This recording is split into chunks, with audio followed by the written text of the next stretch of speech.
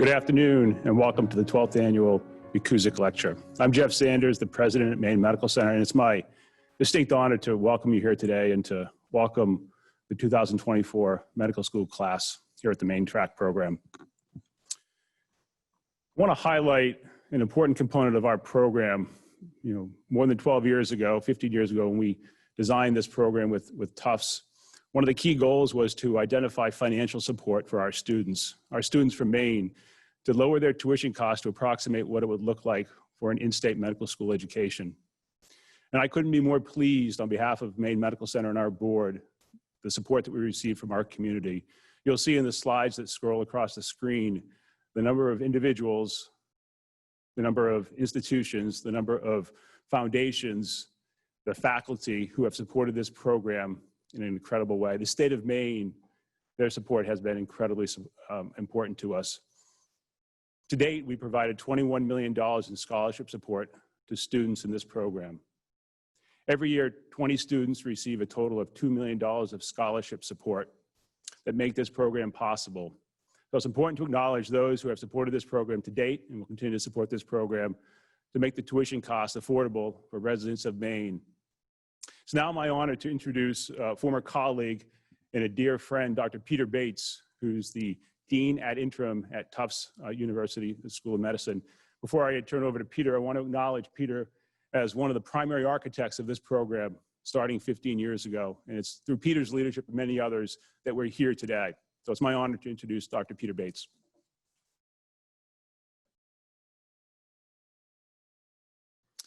Thank you, Jeff, and welcome to everyone, particularly our incoming students, your families, our faculty, and our friends. It's amazing for me to think that I'm actually attending the 12th Annual McKusick Lecture. In a little over a decade, we've launched a program together that now has graduated 8 classes, over 200 doctors, and many of them are actually practicing and caring for patients in the state of Maine. Many of us are involved in new initiatives, and it's rare, particularly for one with such a long tail like physician education, to actually see it come to fruition and to have the outcome manifest itself in improved health for people in our communities. On behalf of the School of Medicine and also Tufts University, I just want to let everyone know that although we've had many important initiatives in the last decade or so, the Maine Track is among the most important. And a signature feature of the relationship is the partnership with Maine Medical Center and Maine Health. We know that Maine Health's vision is to help Maine communities become the healthiest in America. And we believe this program is a key part of that initiative. And we're very proud to collaborate with all of you. To our incoming students, I just want to say a heartfelt welcome. You're entering a career and a profession that's among the most difficult, challenging, energetic, but also the most rewarding. You're entering medicine in an era of tremendous change, the pandemic and so many other challenges. And your educational experience may not be exactly what you anticipated or what we offered to students last year, but it will still be terrific. You've chosen a great school and a great program, and it's a pleasure to be your colleague. Now, it's my honor to introduce our next speaker. This individual is the Chief Academic Officer and the Academic Dean of the Maine Track program, Dr. Doug Sawyer.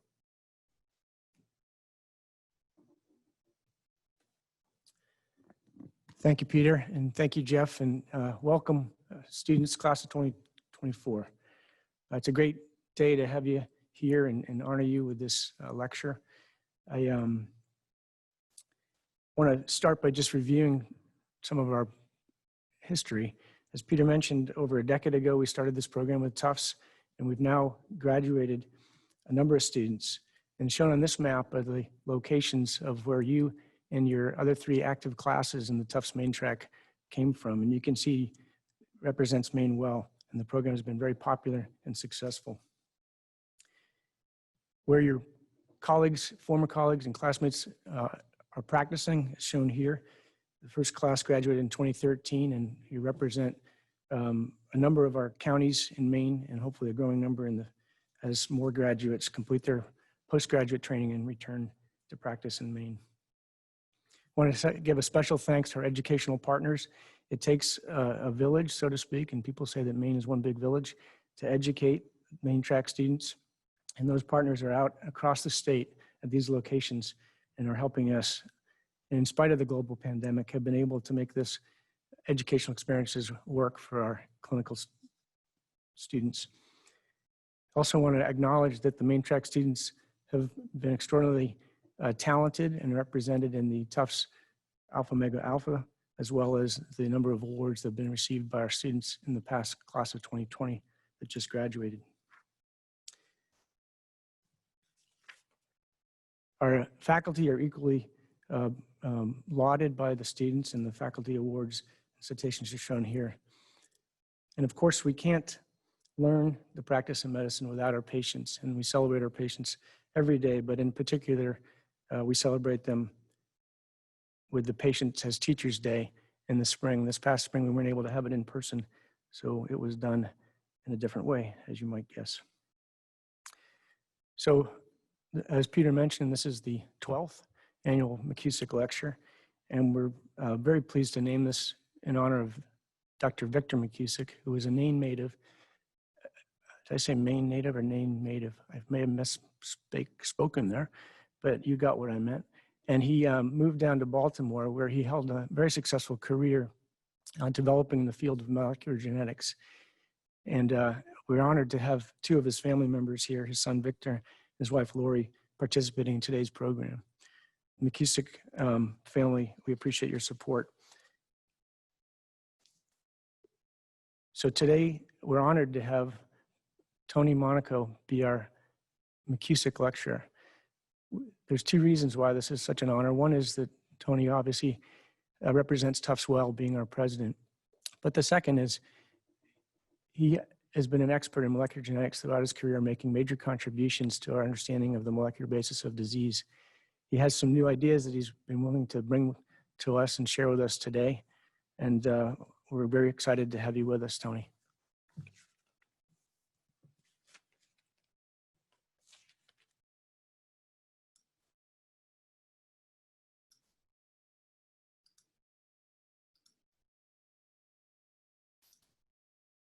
So I assume everyone can see that and can hear me. Well, it's a great pleasure and an honor to deliver the McKusick Lecture. Today, I'd like to present, he said a new model, but actually you'll see that this is a very old model that goes back to the days that I first was introduced to Victor. And that's a model of transgenerational inheritance, which I like to suggest may have something to do with the increased mental health disorders in children, adolescents, and young adults that happen in this current generation. So I was digging through my photos and preparing for this lecture to try to find photos of Victor. I had the honor of being at the European School of Medical Genetics when I started working in the UK in 1988. The school started soon after that, and Victor was invited to come over because he was running for many years the Bar Harbor course, and the European school was really a reflection of the kind of course he did in Bar Harbor. So you can see me there, as well as some other young molecular geneticists, Andrea Balabio from Naples and Lapchi Sui, who identified the gene for cystic fibrosis, but there were some early statistical genetics people there, like Jörg Ott, who did the first linkage analysis, and Marcus Pembry and a number of other chairs of medical genetics. And I think what was incredibly important about these courses, it was a mixture of the new, which was the new molecular genetics that people like Andrea, Lapchi, and I represented and taught to students, as well as the rich knowledge of medical genetics, of the cases they came through clinics that were then used as samples to help us understand the different mechanisms of mutation. Victor was at the heart of that, of course, teaching so many clinicians how to do medical genetics, but he also was an important person who helped integrate the new molecular genetics with the older traditional medical genetics. Here's a slide, a picture from one of the classes at the European School. You can see the students here leaning in, listening to Marcus Pembry. Marcus was just beginning to understand imprinting at that stage and had come up with a whole model of, in addition to regular inheritance of genes, that there could be transgenerational inheritance through epigenetic means, which was a fascinating topic. And I was introduced to it very early in my career. But you can see Victor here on the side with his watchful eye of the classroom. But it was not all hard work. We did have fun. Here's a picture of an evening, probably farewell banquet, where they asked a few of us to get up and sing a song. And you can tell Victor and I are very, very nervous, probably because we're both atonal and can't carry a tune. But we had a lot of fun, and Victor was always at the heart of it. I also found this photo, which I think is quite telling. Many people forget what happened between the first identifications of genes like Duchenne muscular dystrophy and cystic fibrosis and the eventual completion of the human genome sequence in 2001. And this slide tells a lot. It's from an early, probably around the same time, 1992, X chromosome workshop, where we would have literally the chromosome depicted on sheets of paper here stretched as a line, and we would physically be writing the names of DNA probes and polymorphic markers. And we were making a map of the chromosome from tip to toe, from telomere to centromere to telomere.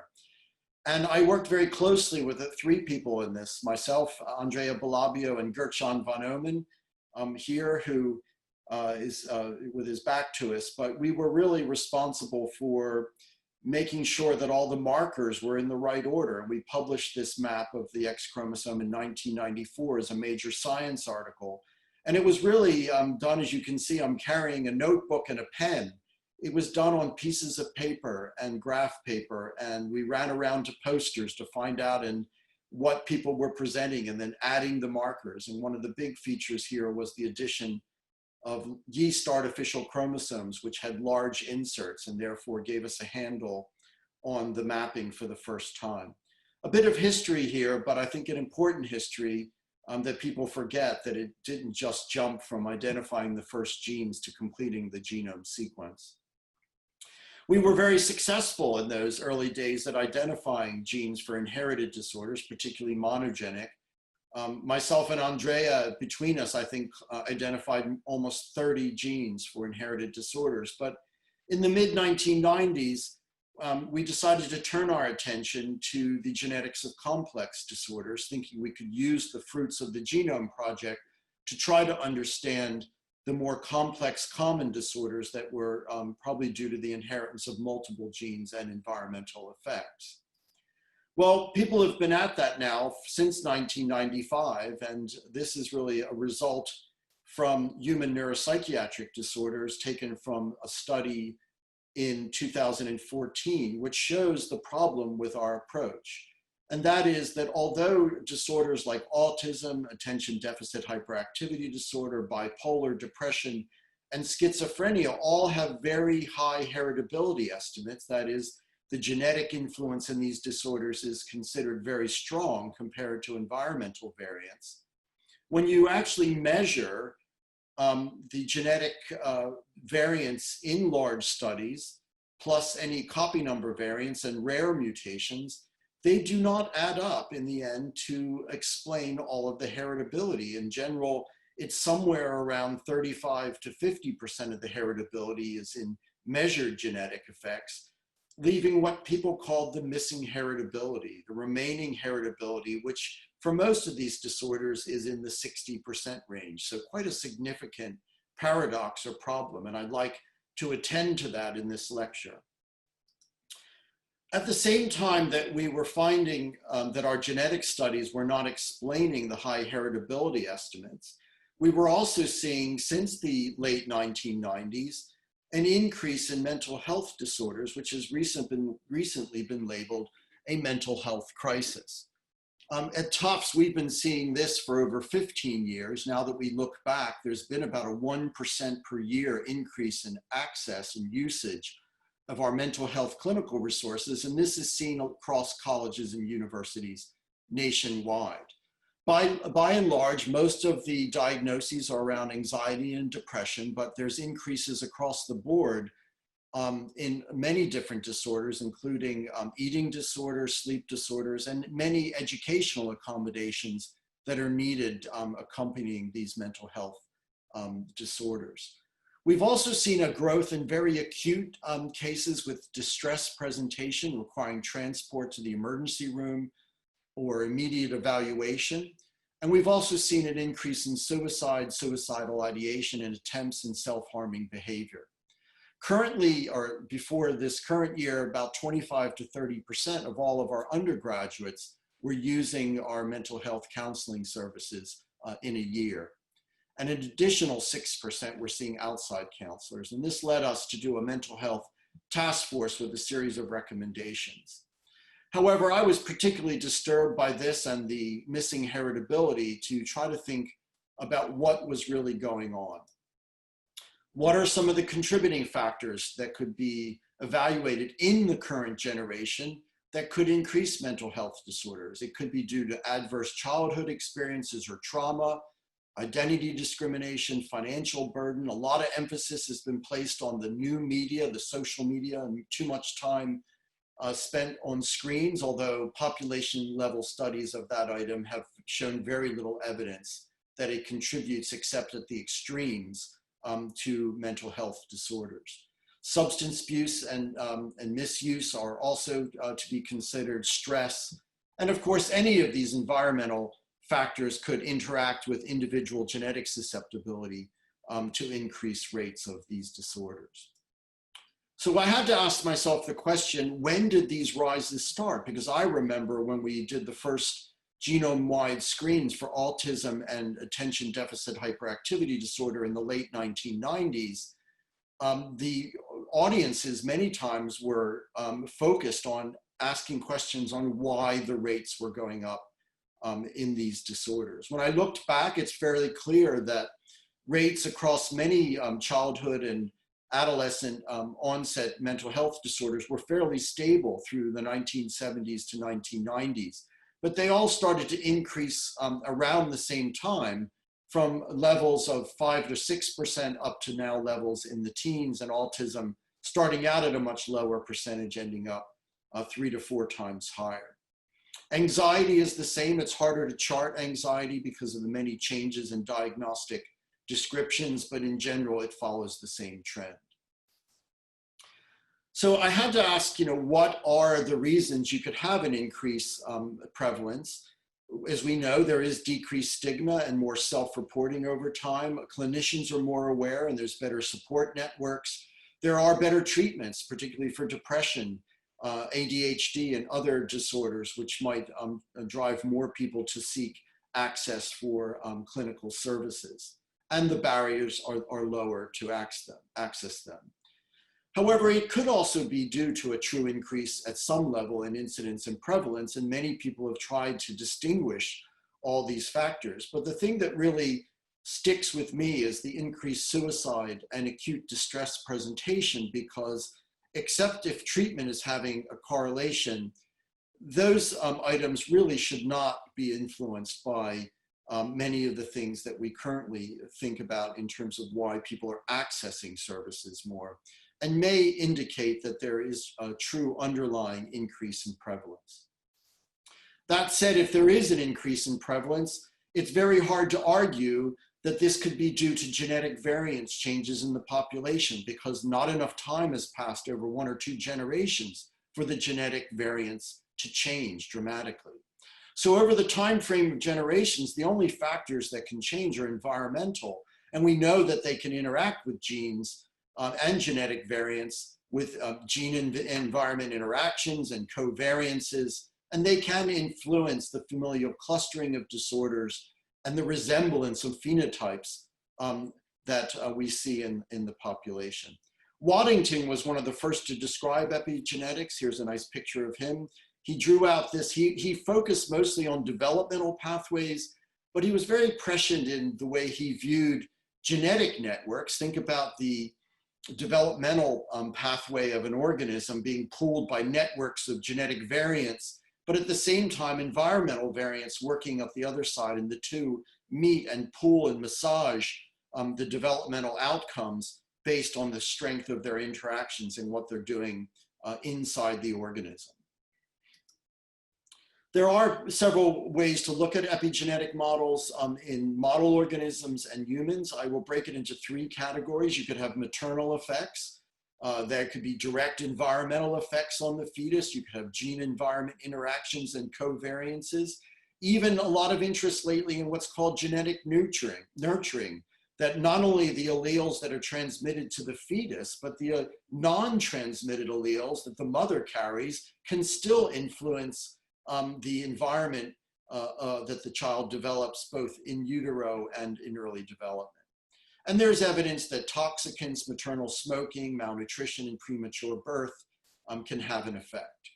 Secondly, the maternal microbiome is shared with the fetus, can have an effect. There can be effects of environment on the microbiome, poor diet, obesity, infection, and mouse models and other model organisms provide a lot of evidence that the microbiome could be important. Lastly, bringing back some of the early mechanisms that people like Marcus Pembry and Joe Nadal were doing in both humans and mice, respectively, around transgenerational inheritance. A lot of the evidence, again, is from worms and mouse models and other organisms showing that environmental conditions, such as substances of misuse, poor diet, and stress, can have transgenerational effects on behavior and metabolism. And now we know that many of these are due to small non-coding RNAs like microRNAs and tRNA fragments, as well as other mechanisms. And I'd like to focus on this during the talk.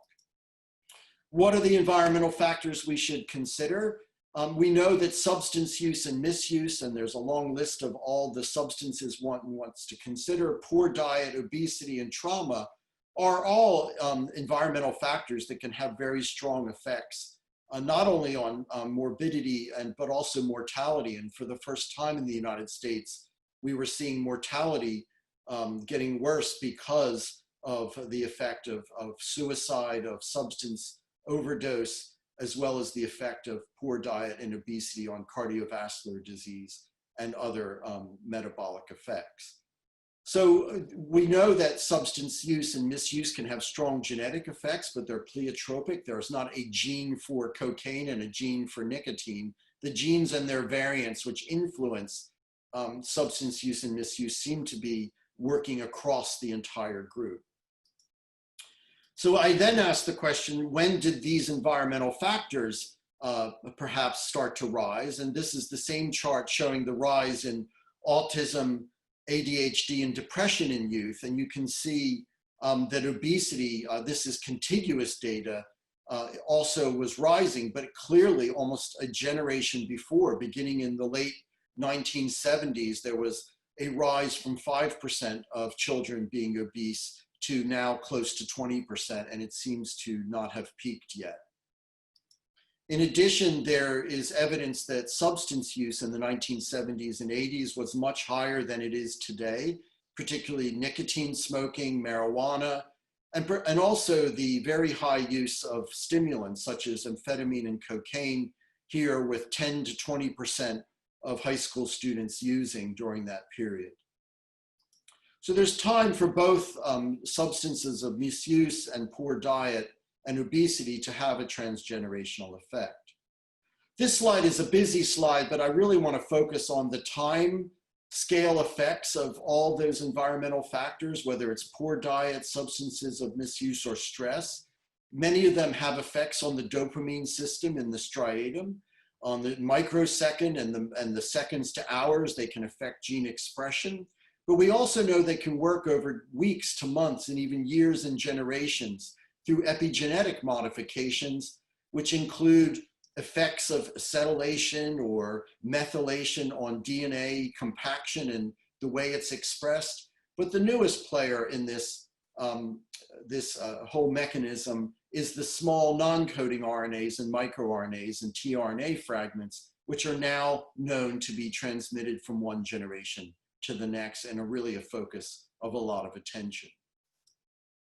Just to emphasize that the basal ganglia is at the heart of many motor pathways, synthesizing integrative information to make go, no-go decisions. It's connected to the thalamus and the sensory pathways and does a lot of gating.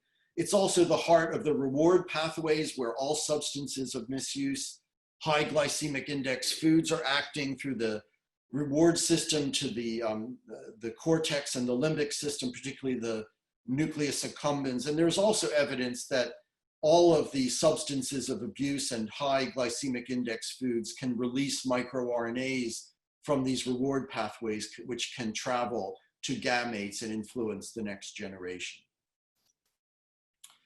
I think this slide is to represent what is actually happening in generations. You can have different mechanisms of environmental effects on either DNA, that is all the methylation and histone deacetylation, and much of the work in the last 20 years has been focused on how those marks are either kept or not kept as one goes across generations, and it's a messy business is all I can say.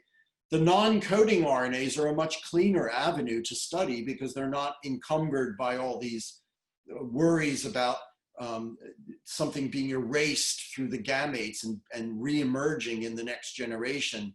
These are simply levels of different microRNAs which can be measured and are not encumbered by all the problems in traditional DNA-based epigenetic mechanisms.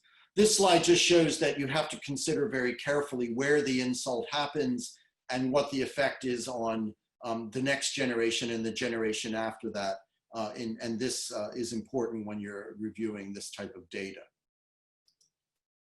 What's newer on the horizon is the actual mechanisms by which sperm are maturing in the epididymis. They go through the epididymis, which has anatomically distinct compartments, and we now know that the microRNA content of epididymisomes is very important in the maturation of sperm, and that this is where the microRNA levels and other cargoes are changing with substances of misuse, diet, and other mechanisms, and literally hitchhiking on the sperm, changing their epigenetic marks into the next generation. Similarly, in the oviduct, there are exosome release from cells which can influence the eggs and zygote formation. So in the traditional genetic transmission, you have, according to Fisher, genetic variants shared between parents, which can be transmitted to offspring, here shown as recessive shared genetic variants. And then you can have environment and gene-environment interactions through the maternal effects. And then in the next generation, you have not only the genetic susceptibility, but all the environmental influences of parents, siblings, families, and unique environmental influences. What I'm suggesting that is, in addition to genetics, we should be thinking about how environmental factors shared between parents can also, in a sort of recessive fashion, influence through an epigenetic mechanism of microRNAs, a parallel epigenetic code to DNA can also influence the rates of particularly mental health disorders and metabolic disorders in the next generation. I believe this is being done mostly through small non-coding RNAs, as I mentioned, but there are other mechanisms that have been shown as well. What's the evidence for transgenerational effects in humans? There's a lot of evidence in model organisms from worms right through to mice. It's harder to do this in humans on a population level. People have shown things like Holocaust survivors have changes in their children. A lot of work around undernutrition, rich food periods, or rapid changes in food supply in the Netherlands during World War II or following longitudinally in Sweden, showing that this has transgenerational effects on the health outcomes in further generations. On substance misuse, Kendler and colleagues have shown alcohol use disorder can have a strong biological parental environmental effect, as well as Marcus Pembry himself has shown that paternal nicotine smoking in youth can significantly influence offspring body fat mass as 24-year-olds in a longitudinal study. And many of these effects are now trying to be looked at as microRNA changes in sperm in the first instance. So how do we fit that into the heritability equation? I won't spend too much time on equations, but if you remember heritability, when you talk about the more narrow version of heritability, the small h squared or narrow sense heritability, it's simply the measure of the additive genetic variance over the additive genetic variance plus the environmental variance. What I'm suggesting is that in addition to genetic variance, we must consider shared environmental variance between parents as possibly contributing to transgenerational inheritance alongside genetic variance. That simply takes the E here shown in green and breaks it into two components: the environmental variance that is shared between parents and the environmental variance that's shared amongst the offspring, which would mean the sibling, the familial, and the unique. But I would also argue in splitting these apart, we can't assign all the environmental shared parental variance to the numerator, because we know that environmental parental variance can influence the offspring's upbringing. As an example, let's say one of the parents or both parents have a substance misuse problem. It could have a transgenerational effect, but it also can contribute separately to the rearing environment of the children as being more permissible to substance use. So it's hard to argue that all the environmental variance of parents would be contributing to heritability, but some portion of it. And I called that X, where X is somewhere between 0 and 1. And I will show in the next couple slides some examples of X equal to half as an example. To do this work, I looked at a study published in 2017 that evaluated 40 million insurance records in the US, mostly from urban populations, almost 500,000 individuals and 129,000 families. And through this, they were able to estimate heritability and allocate shared environmental parental effects, sibling effects, familial effects, and unique effects. They were able to do this because they were studying families. This is not a twin study. In twin studies, you really don't have the rich information about allocation from parents, but in this case, we could do that. And what I showed from this is that, one, their heritability estimates are very high, but in particular, the shared environmental variance from parents, EP, is almost 2/3 of all the environmental variance that they could find. That spurred me on to actually try this modeling. I chose 12 neuropsychiatric disorders with very high heritability estimates. Autism, you can see them listed here, right through to substance use disorder. I also took 3 metabolic disorders: obesity, overweight, and type 2 diabetes, and then mapped out what it would look like if I tried the new equation. So what I did in this slide is from highest heritability to lowest. The disorders are here across the x-axis, autism being the highest, substance use disorder being the lowest. But there's still fairly strong heritability estimates, most of them above 0.5. Here you can see the environmental variance, which is a mirror image of the genetic variance, so the two have to add up to 1. And I ran the model putting not only genetics in the numerator, but half of the environmental shared parental variance. That's shown in yellow.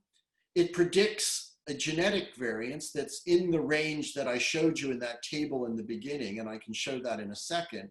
But if you add the two together, they actually make up a much more of the heritability than the genetics in orange does alone. So environment in yellow, genetics here in orange, they add together to be this lighter blue line, and you can see it makes it describes more of the heritability than either does alone.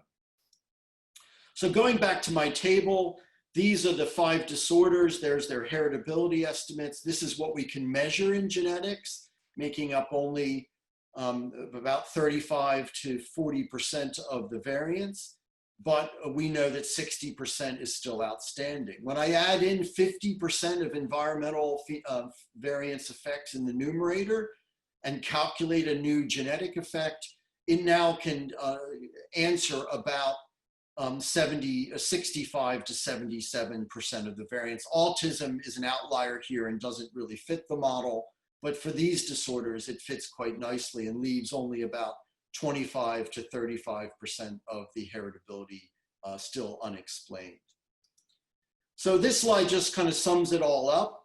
What I'm trying to say here is that parental environmental effects such as poor diet and substance misuse can interact and affect parental pathways in the brain to release non-coding RNAs, which affect the developing sperm and eggs. In addition to genetic variants, which are inherited, the two add together to influence, in addition, any maternal effects, the phenotypic outcomes in the next generation.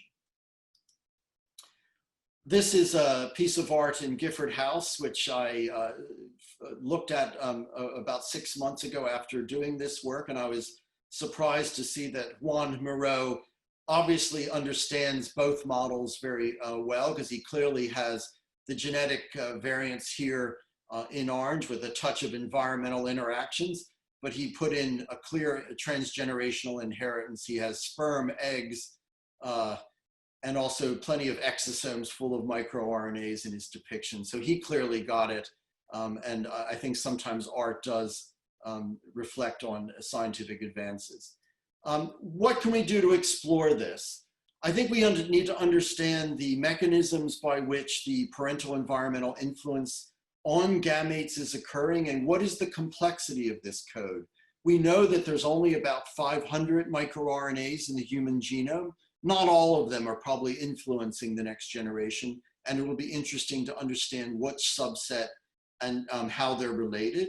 We need to continue to look for epidemiologic evidence for transgenerational effects, and again, do studies in model organisms like mice and worms to understand which non-coding RNAs and which environmental factors are involved. I think the important message here is that unlike genes, epigenetic effects are reversible. So if this is contributing to current increased rates of mental health disorders or metabolic disorders, there are ways to prevent and intervene. And I think mouse studies will be very valuable in this regard. So in summary, I'm arguing that the increase in mental health disorders and suicide may have roots in the late 1990s, with increases still occurring today. It's controversial whether this is a true increase in prevalence, but if it is, I would argue that transgenerational mechanisms with parental environmental effects could be transmitted to offspring and should be considered as contributing. The environmental factors that would be happening in a time frame that would be contributing are substances of misuse, poor diet, and the rise of obesity. And braided circuits that are implicated are the basal ganglia circuits to the cortex, the limbic system, and the thalamus. And lastly, that when modeled, these transgenerational effects may allow us to explain more of the genetic variance contributions to missing heritability alongside now a transgenerational contribution as well. So I'd like to stop there, just thank all my colleagues at Tufts and further afield who helped me in this thinking, and I'm very happy to end there. Again, so proud to be able to give this lecture. I really got to know Victor very well when I was very young, and it's really a pleasure to give this McKusick Lecture to the class of 2024. Thank you. Thank you, Tony. That was wonderful and clear, and made me want to go back and do more reading in a field that I have no familiarity with. But you reminded me of, I think it was Henrik Ibsen, and his playwright theme was the sins of the fathers are visited upon the children. You've given us new molecular insights into how that might work. So thank you again.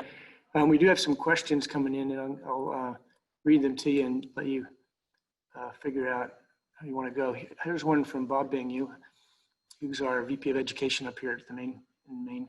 How does the increase in U.S. rates in mental health disorders compare to other developed countries? And are there environmental factors which might explain differences? Yeah, I haven't explored that myself. I mean, I've looked at some of the data. There are increases in mental health disorders at many countries, and people are reporting that. And most of the evidence I've seen is in discussions with other college presidents who are trying to manage the increased need to access services on their campus. But there are countries that are not seeing it yet, or do not see as an increase in suicide. And I think you're right that exploration of those differences may tell us more about what some of the environmental factors are. Thanks. Susan Santangelo, who's our Center Director for Center for Psychiatric Research, has asked, in addition to parental shared environmental factors, there's also demonstrated assortative mating, especially from small disorders, e.g. autism, depression, and to a lesser extent, psychosis. So how would you propose to disentangle the influence of shared environment from assortative mating between parents? Well, I'm going to answer this by going back to the presentation because I have a slide on this and I'm not going to spend a lot of time on it. Can people see that? Yep. Yeah? Oh, here it is. I listed all the other components that the reviewers of my paper made me add into the heritability equation. And you'll see assortative mating here listed. But very few of these other reasons for the missing heritability are direct effects. The only ones that are direct effects are rare variants, which they're getting through sequencing and adding to genetic variants, but there's, whether they can identify so much more. But phenotypic assortative mating is something that can be considered, but like genetic nurturing, epistasis, and gene-environment interactions, these are all what we call second-order effects. So in order for them to occur, it's usually one genetic variant has to interact with another genetic variant. And so you have to multiply their frequencies. And when you do that, it's going to occur less frequently. So, you can argue that any of these things could have an effect and they may still be contributing to that last 25% that we can't explain. But by themselves, it's hard to argue that they can make up all the missing heritability because they're not direct effects. If you actually look at the equation at the bottom, you'll see them here. The only things that are on their own are genes, parental shared environment. All these other things are multiplications of things which then lose the effect size that they can have. I mean, that's the explanation, but it doesn't mean that assortative mating is not important.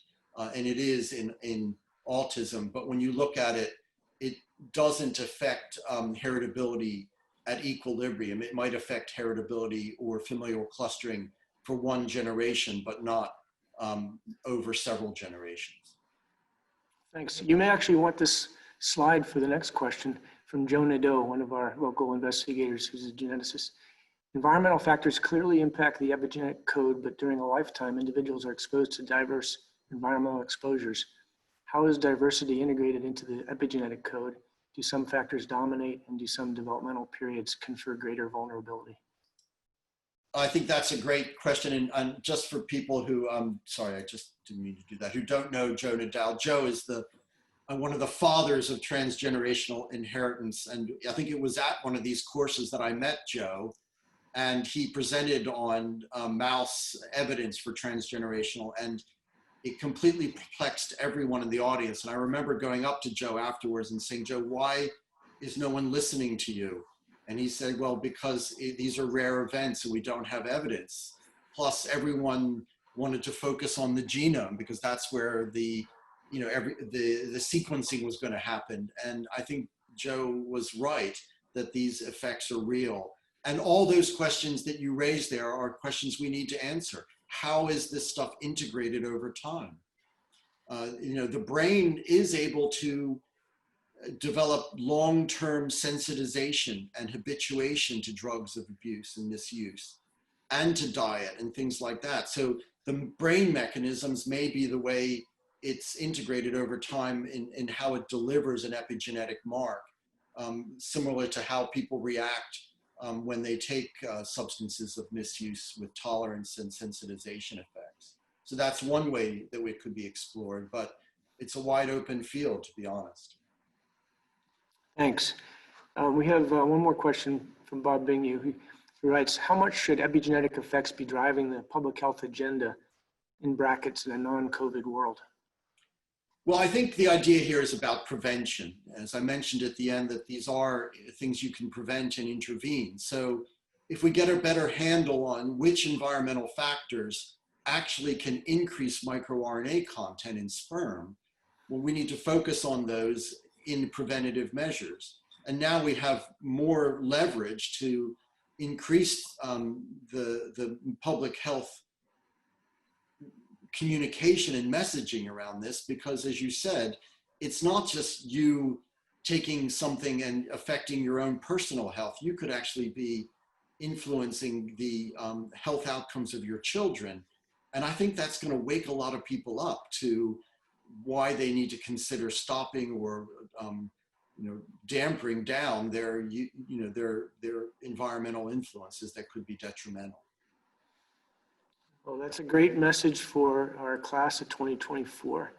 And I really appreciate you being here to give the McKusick Lecture. And I know the McKusick family is especially touched by the fact of your working with Dr. McKusick in your career. So thanks again. We're now going to introduce the class of 2024. And to do that, we've asked Joe Linder, Dr. Joe Linder, our Assistant Dean of Students for the Tufts Maine Track. Thank you, Dr. Sawyer, and thank you, President Monaco. For 11 years, we introduced our incoming class in person at the Dana Center. This year is a little different, as with all things this year, each student will give their own introduction in alphabetical order. So without further delay, here are the new students for the Maine Track Class of 2024. Madeline Andrews, Wells, Maine. Ryan Bloom, Northville, Michigan.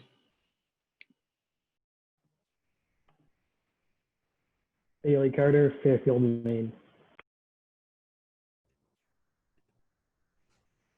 Jillian Coates, South Portland, Maine. Charlotte Christ, Louisville, Colorado.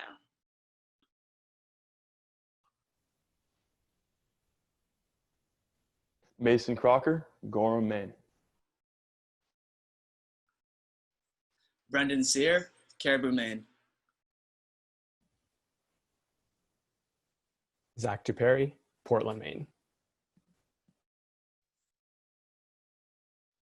Thomas Farrar, Winterport, Maine. Caitlin Farrington, Bodenham, Maine.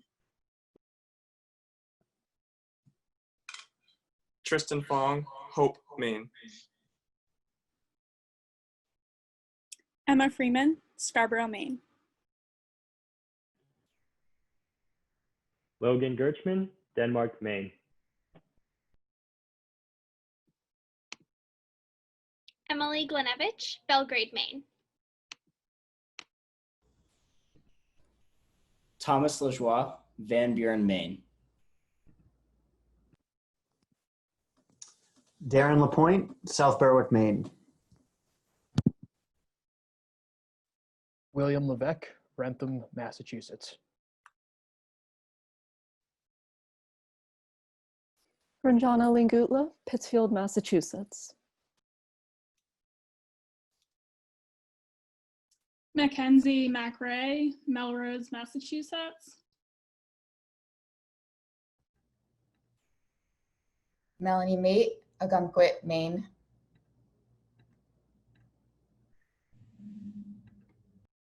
Allie Middleberger, Oakland, California. Nicole Moore, Saco, Maine. Shivani Patel, Lakshmipura, India. Olivia Pearson, Greenwich, Connecticut.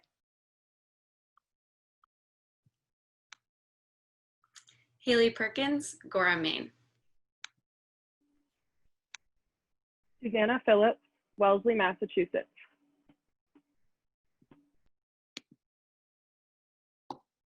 Amanda Pomeroy, Sagamore Beach, Massachusetts. Samuel Reed, Falmouth, Maine.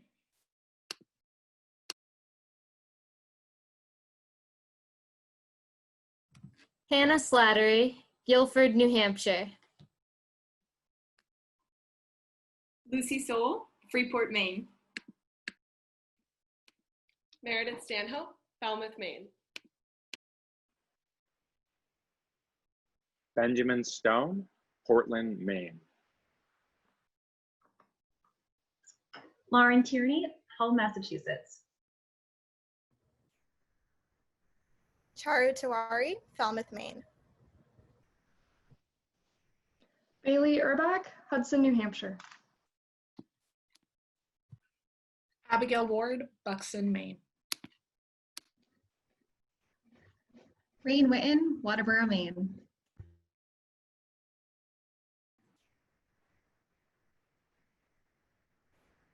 Judy Yao, Newport, Maine.